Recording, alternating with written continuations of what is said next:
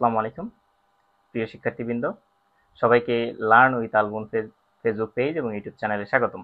যারা ইতিপূর্বে আমার ফেসবুক পেজ এবং ইউটিউব চ্যানেলে যুক্ত আছেন তাদেরকে ধন্যবাদ জানাই, এবং যারা নতুনভাবে যুক্ত হচ্ছে তো তাদেরকে আহ্বান জানাচ্ছি চ্যানেলটি সাবস্ক্রাইব করার জন্য। তো আজকে আমি যে টপিক নিয়ে আলোচনা করব সেটি হচ্ছে যে ষষ্ঠ শ্রেণীর অনুপাত অধ্যায়ের। তো এটি অনুপাত নিয়ে আমি আলোচনা করব, অনুপাতের ক্লাসিফিকেশন নিয়ে সরাসরি আলোচনা করব। তো সর্বপ্রথম জেনে নিই অনুপাত কাকে বলে। তো অনুপাত হচ্ছে কি? অনুপাত হচ্ছে সমজাতীয় দুটি রাশির মধ্যে তুলনা করা। অর্থাৎ বলেছে কি, সমজাতীয় রাশির দুইটি একটি অপরটির কত গুণ, তুলনায় কত গুণ বা তারা কত অংশ, এটিকে আমরা একটি ভগ্নাংশ দ্বারা প্রকাশ করতে পারি। আর এই ভগ্নাংশটির নাম হচ্ছে রাশি দুইটির অনুপাত। রাশি দুইটির অনুপাত। যেহেতু রাশি দুইটি সমজাতীয়, সেজন্য রাশি দুইটির কোনো একক থাকবে না। আমি কি ক্লিয়ার করতে পেরেছি? যেহেতু আমরা সমজাতীয় দুইটি রাশি নিচ্ছি, সেক্ষেত্রে রাশির যেহেতু সমজাতীয়, সেজন্য অনুপাতের কোনো একক থাকবে না। আমরা দেখেছি বিভিন্ন রাশির কি থাকে, ও একক থাকে। তো এখানে যেহেতু সমজাতীয় নিচ্ছে এবং সেগুলোকে আমরা যেহেতু ভাগ করছি, সেক্ষেত্রে এখানে কি হবে না, অনুপাতের কোনো একক থাকবে না। ওকে, তো এখন আমরা দেখব ক্লাসিফিকেশন অফ অনুপাত। অনুপাতের শ্রেণী বিভাগ। ঠিক আছে, তো বিভিন্ন প্রকার অনুপাত আছে, তো আমরা সেই অনুপাতগুলো দেখব। অনুপাতটা এখানে প্রথমে অনুপাতের প্রথম ক্লাসিফিকেশনটা হচ্ছে সমতুল অনুপাত। সমতুল অনুপাত, এই যে এখানে দেওয়া আছে সমতুল অনুপাত। সমতুল অনুপাতটা কেমন হবে? কোনো একটি অনুপাতের পূর্ব রাশি এবং উত্তর রাশির সাথে শূন্য ব্যতীত যে কোনো সংখ্যা দ্বারা গুণ করলে আমরা যে অনুপাতটা পাবো সেটা হবে পূর্বের রাশির সমতুল অনুপাত, পূর্বের অনুপাতের সমতুল অনুপাত। তো চলুন আমরা পূর্ব রাশি আর উত্তর রাশিটা আগে চিনে নিই।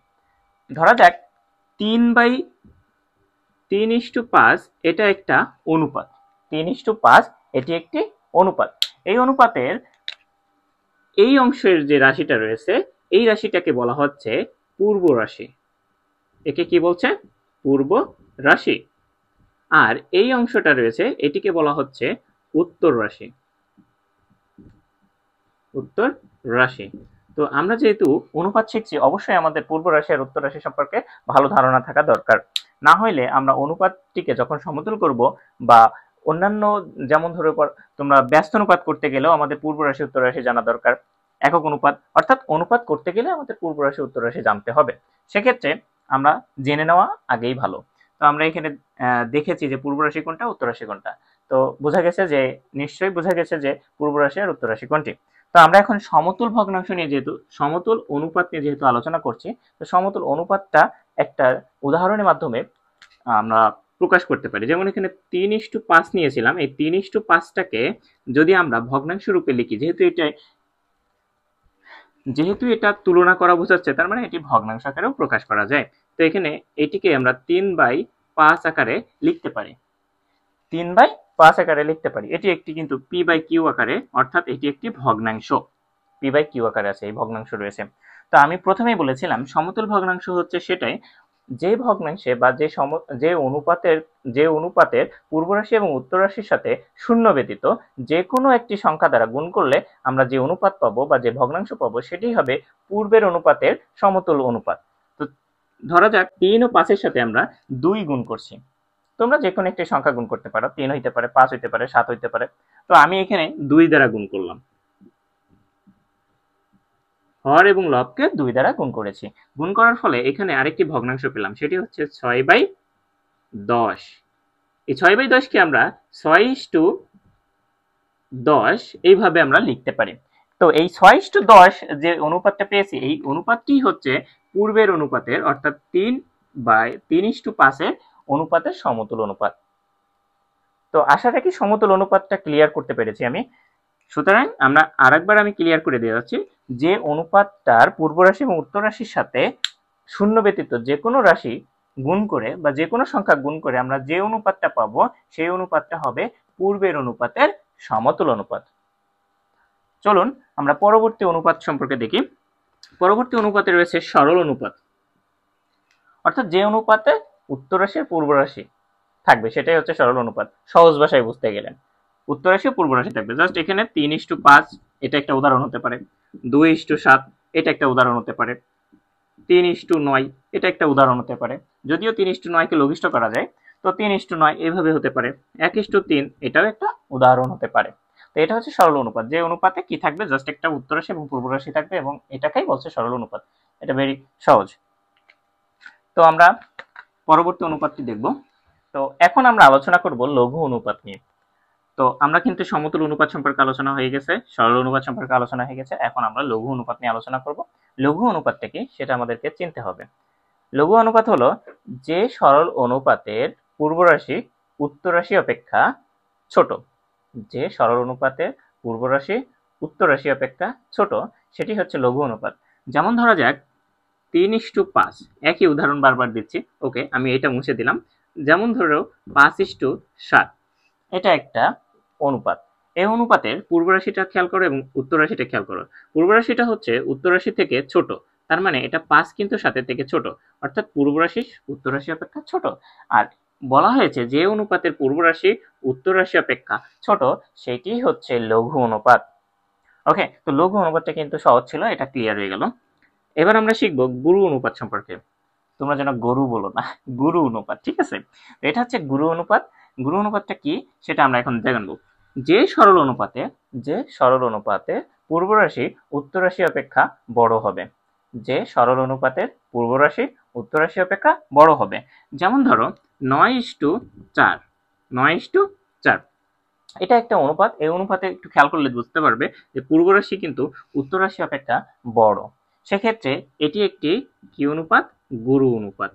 ওকে, একটু খেয়াল করবো তো আবার, এটা হচ্ছে পূর্ব রাশি এবং এটা হচ্ছে উত্তর রাশি। অবশ্যই দেখতে পাচ্ছি পূর্ব রাশি উত্তর রাশি অপেক্ষা বড়, এটা হবে এই দিকে, পূর্ব রাশি উত্তর রাশি অপেক্ষা বড়। তো এটি হচ্ছে গুরু অনুপাত। লঘু অনুপাত, গুরু অনুপাত আর সরল অনুপাত খুবই সহজ। পরবর্তী অনুপাতগুলো দেখা যাক। পরবর্তী অনুপাত হচ্ছে একক অনুপাত। এটিও একটা সহজ টপিক। একক অনুপাত, একক অনুপাত হচ্ছে যে অনুপাতের পূর্ব রাশি আর উত্তর রাশি হবে সমান। যে অনুপাতের পূর্ব রাশি ও উত্তর রাশি হবে সমান, অথবা যে কোনো একটি অনুপাতকে যখন আমরা লঘিষ্ঠকরণ করব সেটার পূর্ব রাশি এবং উত্তর রাশি কি হবে? সমান হবে। তো চলো এটার একটা উদাহরণ দেখা যাক। যেমন ধরো 13:13, 13:13, এটিকে যদি আমরা লঘিষ্ঠ করতাম তাহলে কি হতো? 13/13, অর্থাৎ এটা কাটাকাটি করলে 1/1 হতো, তার মানে 1:1। বুঝা গেছে কি? তাহলে পূর্ব রাশি আর উত্তর রাশি কিন্তু দুইটাই সমান। এই জাতীয় অনুপাতগুলোকে আমরা সাধারণত একক অনুপাত বলবো। তাহলে এটা হচ্ছে কি? যে সরল অনুপাতের পূর্ব রাশি ও উত্তর রাশি সমান হবে, অথবা তাদেরকে যদি আমরা লঘিষ্ঠকরণ করি তখন হবে একক অনুপাত, অর্থাৎ 1:1। এই অনুপাতটাকেই বলা হচ্ছে একক অনুপাত। তো পরবর্তী অনুপাতটি হচ্ছে ব্যস্তানুপাত। আমাদের কিন্তু ব্যস্তানুপাত সম্পর্কে বেশ কিছু কোশ্চেন আসে। তো ব্যস্তানুপাতটাকে আমরা এখন দেখব কি জিনিস। যে কোনো একটি অনুপাত দেওয়া থাকবে, ধরে নাও অনুপাতটি হচ্ছে 2:7, এটা একটা অনুপাত। এই অনুপাতের পূর্ব রাশির স্থলে যদি উত্তর রাশি এবং উত্তর রাশির স্থলে যদি আমরা পূর্ব রাশি বসাই তাহলে সেটি ব্যস্তানুপাত হয়ে যাবে। তাহলে আমরা এখানে লিখতে পারি 2:7 এর ব্যস্তানুপাত।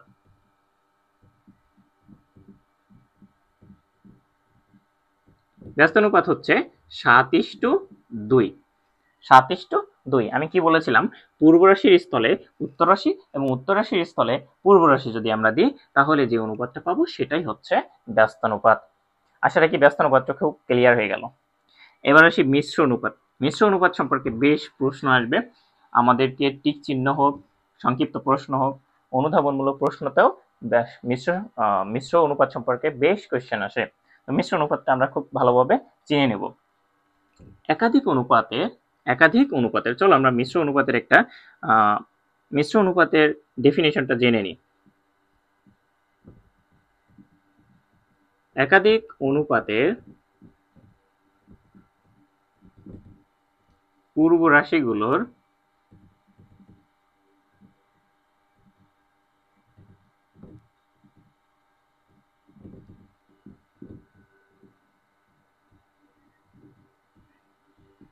ও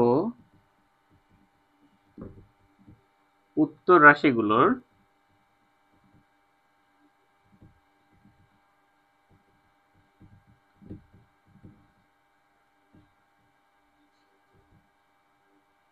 গুণফলের যে অনুপাত পাবো, গুণফলের যে অনুপাত হবে সেটাই হচ্ছে মিশ্র ভগ্নাংশ।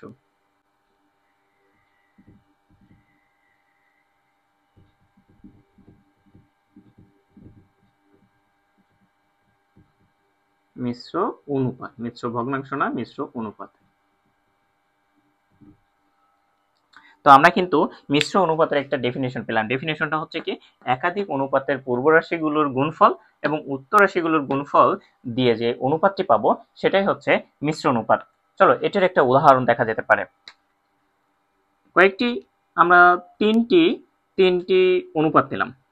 অনুপাত তিনটি হলো 2:3, 4:7 ও 5:3।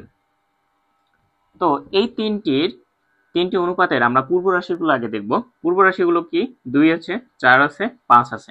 তো আমরা যদি বলে প্রশ্নে যে 2:3, 4:7 এবং 5:3 এর মিশ্র অনুপাত নির্ণয় করো, সেক্ষেত্রে আমরা কি করব, এই অনুপাত দ্বয়ের পূর্ব রাশিগুলোর গুণফল নির্ণয় করব এবং পরবর্তীতে উত্তর রাশিগুলোর গুণফল নির্ণয় করব। তো এখানে আমরা প্রথমেই পূর্ব রাশিগুলোর গুণফল নির্ণয় করে ফেলি।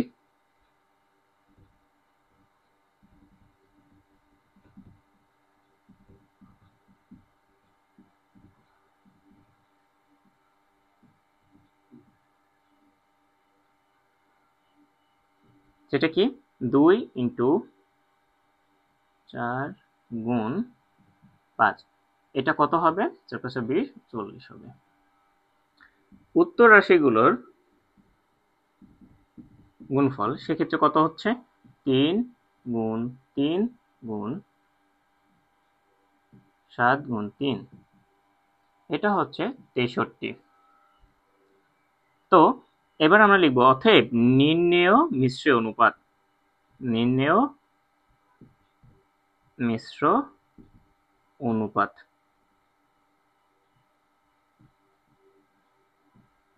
সেটা হচ্ছে 40:63।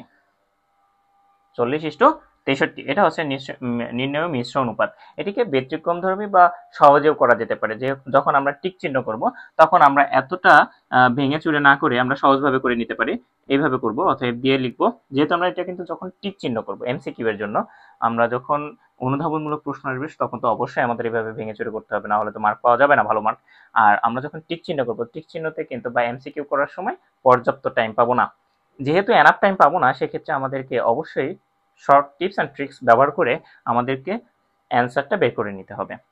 তো সেক্ষেত্রে আমরা কি করতে পারি, সহজেই পূর্ব রাশিগুলোর গুণ এইভাবে করে নিব, মাঝে ইস্টু দেব, তারপরে উত্তর রাশিগুলোর গুণ করে দেব এবং সময় সমান দিয়ে এটার যে গুণফল আসবে সেটা লিখবে এখানে, আর এই পাশের যে গুণফল আসবে সেটা লিখে দেবো। এটা হচ্ছে এমসিকিউ এর জন্য, তোমরা রাফ আলাদা করে করতে পারো, অথবা যদি তোমার রাফ না করা লাগতে পারে, আইকিউ যদি বেশি শার্প হয়ে থাকে, তাহলে কি করবা, উত্তর রাশিগুলোর গুণফল করবা, পূর্ব রাশিগুলোর গুণফল করবা, করে মার্ক বসে দিলেই আমরা মিশ্র অনুপাতটি পেয়ে যাব। তো আশা রাখি আজকে আমি যে টপিকটা নিয়ে আলোচনা করেছিলাম, অনুপাত টপিকটা নিয়ে, তো অনুপাত নিয়ে আশা রাখি তোমাদের আর কোনো সমস্যা থাকবে না। অনুপাতের ক্লাসিফিকেশন এবং অনুপাত কাকে বলে এবং ক্লাসিফিকেশনগুলোরও ডেফিনেশন তোমাদেরকে আমি জানিয়ে দিয়েছি। তো আশা রাখি এই ক্লাসটি খুব ভালোভাবে তোমাদেরকে আমি বুঝাইতে পেরেছি। আর যদি কিনা ওই অনুপাত সম্পর্কে কোনো প্রশ্ন থেকে থাকে, তো অবশ্যই কমেন্ট করে জানাতে হবে। আর আমি তোমাদেরকে দুইটি প্রশ্ন রেখে যাচ্ছি, একটা হচ্ছে মিশ্র অনুপাত নির্ণয়, আর একটা হচ্ছে ব্যস্ত অনুপাত নির্ণয়। এই অনুপাত দুইটি নির্ণয় করে অবশ্যই আমাকে কমেন্ট বক্সে মেসেজ করে দিতে হবে অ্যান্সারটি। তো প্রশ্ন দুইটি হচ্ছে, আমি এই পাশে লিখে দিচ্ছি।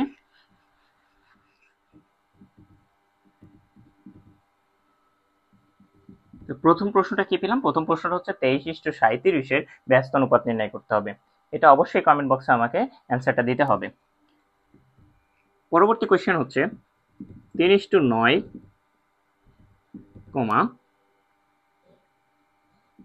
13:17, 8:11। এই যে তিনটি অনুপাত দিয়েছে, এই তিনটি অনুপাতের মিশ্র অনুপাত নির্ণয় করতে হবে।